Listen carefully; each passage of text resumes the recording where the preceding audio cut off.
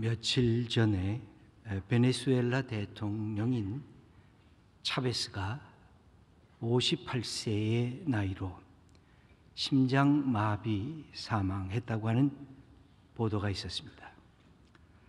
사망 직전에 그 옆을 지켜보던 경호실장이 그 마지막 순간을 다음과 같이 보고합니다.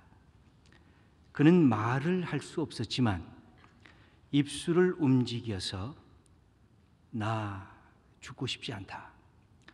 제발 날 죽게 놔두지 말라. 그렇게 호소했다는 것입니다. 독재 권력을 가졌던 권력자의 소원이 더 살기 원했던 것입니다. 여러분, 이것은 아무 힘없는 평민들도 인간이면 죽음 앞에 설 때에 더 살고 싶다, 이런 요청을 하는 것, 아마 인지상정일 것입니다. 죽음이란 뭘까요? 죽음 앞에서는 우리가 알고 있는 그 모든 좋은 것들이 다 초라해지고 무력해집니다. 내가 그렇게 좋아하고 즐겨하던 것들이 아무런 가치 없이 그냥 둥그러집니다.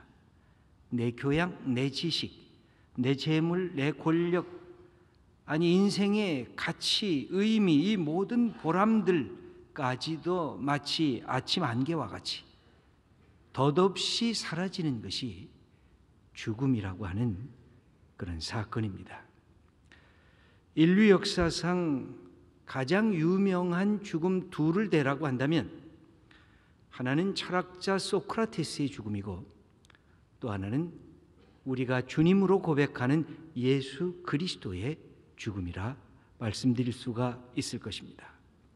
소크라테스는 죽음 앞에서 아주 담백하게 그것을 맞이했던 인물이었습니다.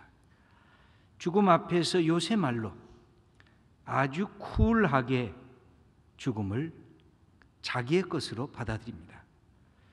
그 제자들과 친구들이 오히려 걱정했습니다. 그들은 감옥으로 찾아가서 소크라테스에게 말합니다. 당신 탈출하시오. 우리가 그 옥사이의 관리들을 다 매수했으니까 이곳을 떠나라고 그렇게 요청합니다. 그러나 소크라테스는 과감하게 그 요청을 거절합니다. 그때 그의 나이가 70세였습니다. 그는 지금이 이제 살 만큼 살아서 죽을 때가 됐다고 여겼던 것 같습니다. 그의 말은 이렇게 마지막을 장식하고 있습니다. 여보게들, 용기를 내게나. 슬퍼하는 친구들에게 말합니다.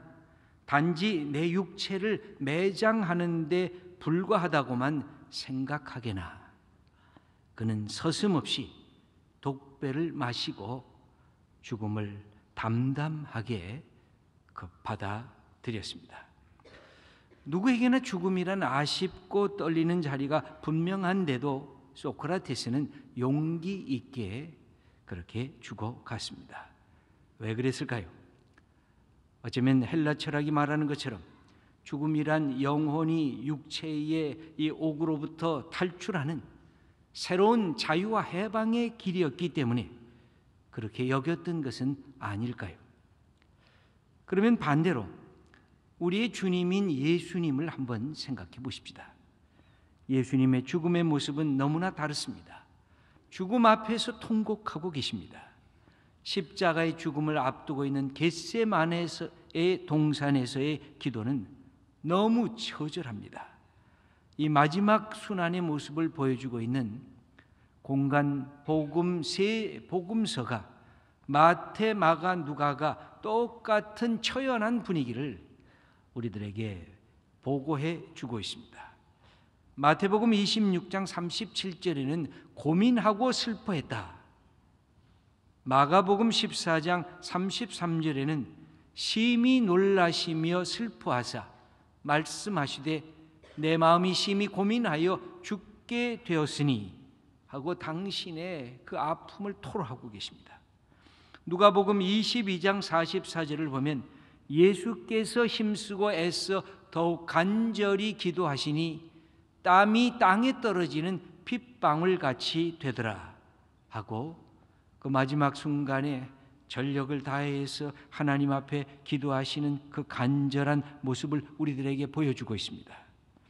예수님께서 도대체 언제 이렇게 놀라시고 슬퍼하시고 두려워하셨던 적이 있으셨습니까? 아무리 찾아봐도 예수님의 두려웠던 모습이 없습니다. 언제나 당당했던 예수님이셨습니다. 오히려 제자들이 깜짝 놀라고 두려워할 때마다 두려워하지 말아라, 나다, 두려워하지 말라고 격려하고 용기를 주셨던 분이 바로 예수님이셨습니다. 그런데 지금은 다릅니다. 하나님의 아들의 모습이 어디 갔는지 볼 수가 없는 것처럼 여겨집니다. 지혜와 능력과 담대함이 가득하시던 그런 분의 모습이 사라진 것처럼 보여지기도 합니다. 왜 그랬을까요? 나이 때문이었을까요? 소크라테스는 70살이 되어서 죽었고 예수님께서는 33살의 청년의 나이에 죽었기 때문에 예수님께서 죽음을 아쉬워했을까요? 아니면 죽음의 잔의 모습이 달랐기 때문일까요?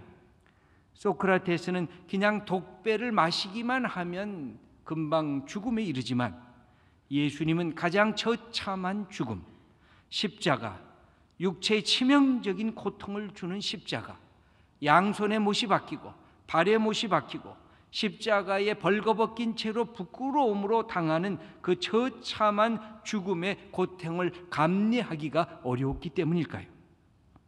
로마의 정치가였던 키케로는 노예들이 당하는 가장 극단적인 징벌, 십자가라고 말합니다. 가장 잔인하고 혐오스러운 형벌, 그렇게 말합니다. 유대 역사가였던 요세푸스는 가장 비참한 죽음의 형틀이라고 십자가를 언급하고 있습니다. 맞을 것입니다. 예수님도 이 땅에 인간으로 오셔서 그렇게 육체적인 고통을 당하는 것이 힘드셨을 것입니다. 그것이 그의 생명줄을 잘라버리는 그것이 안타깝고 고통스러웠을 것입니다. 그러나 그것만 갖고는 예수님이 지금까지 당당하던 그 모습을 우리는 이렇게 변화된 것을 이해하기가 참으로 어렵습니다. 세 번째로, 아니면 죽음에 대한 이해가 달랐기 때문일까요? 하나님의 아들도 놀라고 슬퍼했던 죽음의 이유가 무엇일까요? 소크라테스는 죽음이 육체의 세계를 뛰어넘는 영혼의 자유함이라고 하는 헬라 철학 속에 들어가 있었다면 예수님은 달랐습니다. 죽음이란 쏘는 것입니다. 죽음이란 아픈 것입니다. 죽음이란 인간의 주신 생명이 단절되는 하나님의 징계였습니다. 이것은 죄악의 결과였습니다.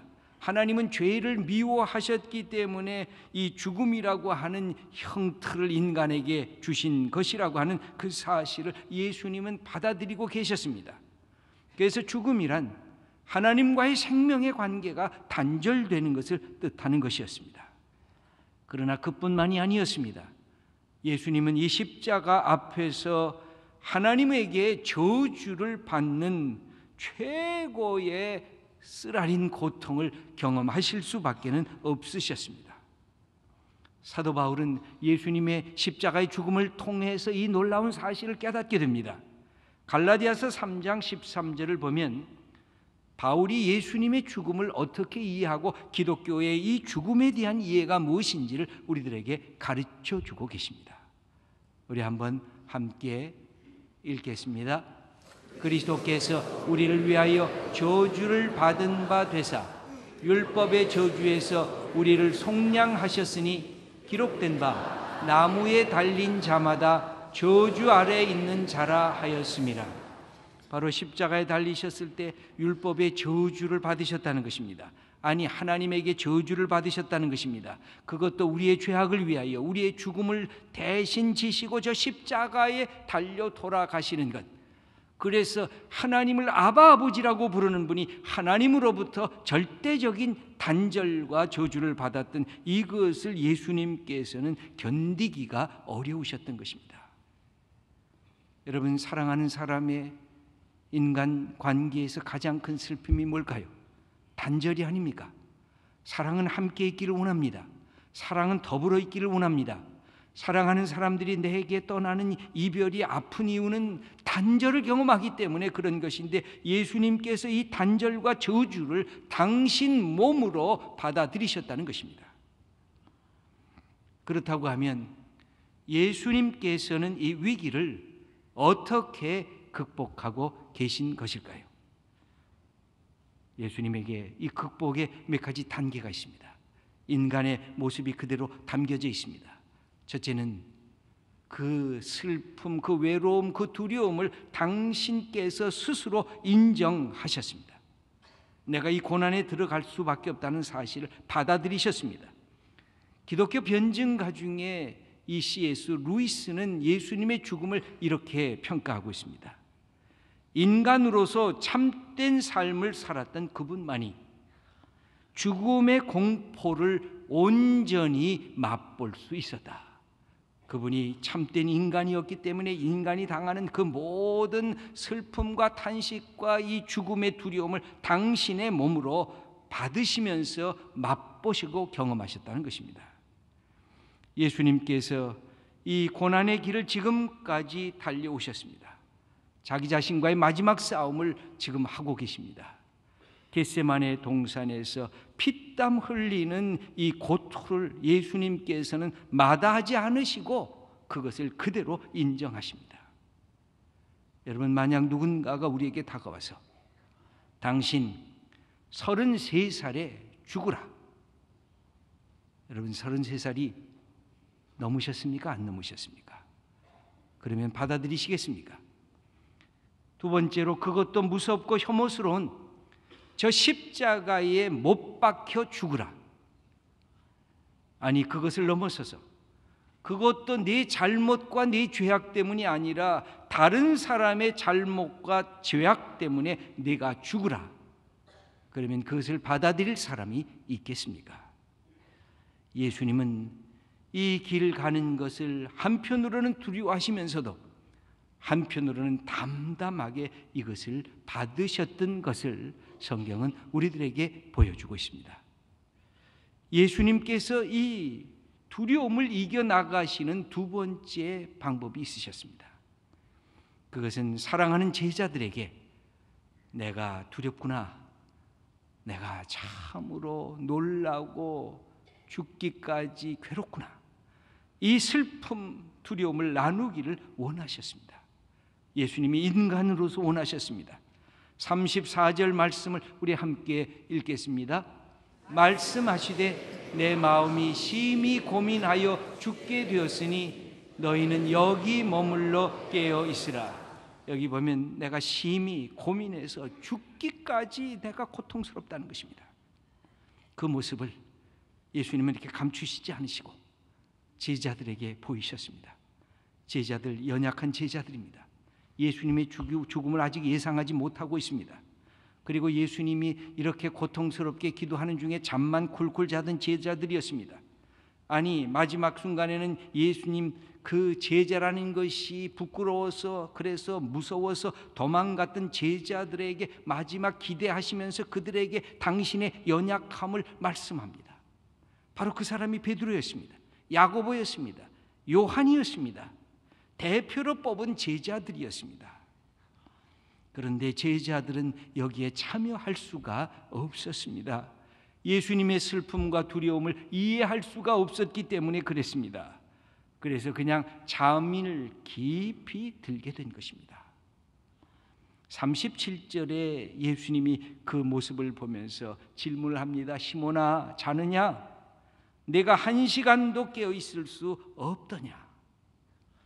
예수님이 한편으로는 안타까우면서도 제자들에게 또 한 번 얘기를 합니다. 좀 깨어 있어라. 여러분, 우리가 갖고 있는 예수님과는 비교할 수 없지만 우리에게도 외로움이 있고 슬픔이 있고 두려움이 있습니다. 여러분들 어떻게 이것을 해결합니까? 그러면 믿음의 친구들에게 말할 필요가 있습니다. 나 힘들어, 나 괴롭다고, 나 어렵다고, 나 두렵다고. 여러분, 예수님도 그리하셨습니다. 그런데 우리 한국의 문화에는 어떤 문화가 있냐면 두렵다는 이야기를 하면 겁쟁이처럼 사람들이 조롱할까 염려하는 문화가 있습니다. 특별히 남자들에게는 더더욱 그렇습니다. 남자들은 세상의 치열한 경쟁 속에 들어가면서 끊임없이 두려움을 느낍니다. 근데 두려움을 말하지 말라고 얘기를 합니다. 겁쟁이를 싫어한다고 얘기를 합니다. 너는 남자로서 눈물도 흘리지 말라고 얘기를 합니다. 그래서 모든 남자들은 내가 두렵다, 내가 슬프다라는 것을 표현하는 그런 자유를 박탈당하고 있습니다. 그것이 속에 쌓여지게 됩니다. 그리고 병이 납니다. 왜 한국의 40대의 남자들이 그렇게 높은 사망률이 있는가? 두려움을 표현할 데가 없어요. 여러분, 예수님도 그 칠칠치 못한 제자들에게 두려움을 얘기하셨어요. 여러분, 집에서 아내에게 얘기를 하셔야 돼요. 여러분, 때로는 자녀들을 붙잡고 앞에서 야, 아빠 위해서 좀 기대라. 나 두렵다. 나 힘들다. 나 좀 도와달라. 내 속에 감추기만 하지 말고 이야기를 하셔야 돼요. 두려움이란 얘기를 하면서 반감이 되는 것입니다. 여러분, 부모님에게 얘기할 수도 있고 친구에게 얘기할 수도 있고, 여러분 거기에 100% 기대를 못해도 얘기하는 것입니다. 예수님도 그리하셨습니다. 인간이 얼마나 연약한 존재입니까? 예수님을 부인하고 도망갈 제자들에게 나 겁난다, 나 두렵다, 나 이거 참 어떻게 견뎌야 되겠는가, 그렇게 이야기하고 있는 것입니다. 이 한국 사회의 두려움을 싫어하는 문화, 그래서 차곡차곡 쌓아뒀다가 어느 날 남에게 그냥 쏟아뱉습니다. 남을 비난합니다. 조롱합니다. 함부로 남을 공격합니다. 그러면서 내 두려움을 다르게 발산하려고 하고 있는데, 그것이 한국 사회를 더욱더 힘들게 만들고 있는 요인이기도 한 것입니다. 분명히 본질적인 슬픔과 두려움을 이겨낼 수는 없을 것입니다. 인간이 얼마나 가변적입니까? 인간의 생각이 얼마나 자주 바뀝니까? 인간이 얼마나 변덕스럽고 간사합니까? 그럼에도 불구하고 예수님은 제자들에게 당신의 아픔과 두려움을 표현한 것입니다. 그리고 나서 세 번째 단계로 넘어 들어갑니다. 그것은 바로 당신을 이 땅에 보내신 하나님과 직접 담판을 하시게 됩니다. 36절 전반부를 우리 함께 읽겠습니다. 이르시되 아빠 아버지여, 아버지께는 모든 것이 가능하오나 이 잔을 내게서 옮기시옵소서. 아버지는 모든 것이 가능하오니 내 이 죽음의 잔을 내가 마셔야 되겠습니까? 나 마시고 싶지 않습니다. 다른 길은 없습니까? 내가 아들의 권리를 상실하는 것, 이게 마땅합니까? 아버지에게 저주를 받는 이 길을 내가 가야 됩니까? 예수님은 애통해 하시면서 하나님을 향하여 질문하고 계신 것입니다. 그러면서도 예수님은 알고 계셨습니다. 내가 애통해야 세상이 참된 위로를 받는 줄을 알고 계셨습니다. 내가 두려워해야 세상의 두려움이 하나님이 주신 용기로 바뀌어진다는 사실을 알고 계셨습니다. 내가 슬퍼해야 이 세상에서 슬퍼하는 사람들이 다시 위로받고 기뻐하고 즐거워할 수 있다는 사실을 예수님께서는 알고 계셨습니다. 그래서 예수님께서는 당신 스스로 이 고통스러운 자리를 아시면서도 이거 제발 내가 면하게 해달라 말씀하시면서 당신이 아파하시고 우리의 슬픔과 우리의 외로움과 우리의 두려움 속에 예수님이 직접 참여하신 것이 바로 이 겟세마네 동산에서의 기도였습니다. 그래서 예수님은 한 발자국 더 나아가서 기도를 하십니다. 36절 후반부에 이런 기도문이 계속되고 있습니다. 읽겠습니다. 그러나 나의 원대로 마시옵고 아버지의 원대로 하옵소서. 이제 하나님께 맡기겠습니다.